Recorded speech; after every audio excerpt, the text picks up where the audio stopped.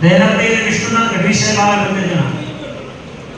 આ દરેક જેટલા જે ગૌ ભક્તો બેઠા છે બધાના ગળામાં એક એક પટ્ટો પહેરાવો ગૌ ભક્તોનું સન્માન કરો અમારા રામભાઈ રાજપૂત ગૌરવ સંકલ્પ સમિતિ અભિયાન ગુજરાત તો થોડા સમય પહેલા જ થરાદ શહેરમાં એક અભિયાન કર્યું અને અહીંથી શરૂઆત કરો આ બાજુથી અને દરેક જણા પોતાના ગળામાં પટ્ટો રાખવાનો જ્યાં સુધી આપણી સભા ચાલે ત્યાં સુધી અને પ્રસાદ લઈએ ત્યારે પણ ગળામાં જવો જોઈએ આપ સર્વે ગૌ ભક્તોનું ગૌરવ સંકલ્પ સમિતિ દ્વારા હાર્દિક સ્વાગત કરવામાં આવે છે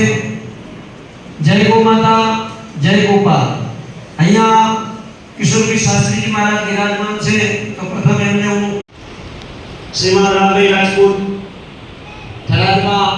એમનું નિવાસસ્થાન છે મૂળ ગામ મોરુલ અને આપણા ડીસા શહેરમાં પણ અહીંયા લોજ હતી એમની લોજ આપણા મુખ ઉપર રહી ગયો છે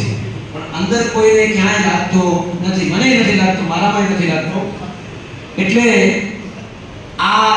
વસ્તુ જે છે આપણા જીવનમાં આ કળયુગનો પ્રભાવ આવી ગયો છે અને હવે જો બચવું હોય થોડુંક પણ